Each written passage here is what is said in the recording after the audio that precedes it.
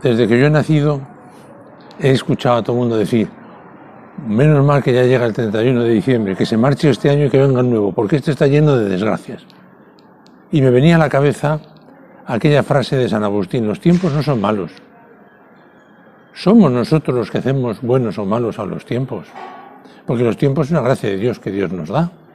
Por lo tanto, el problema no está en si los tiempos son buenos o malos, sino en la calidad, en la profundidad de cómo vivimos esos tiempos.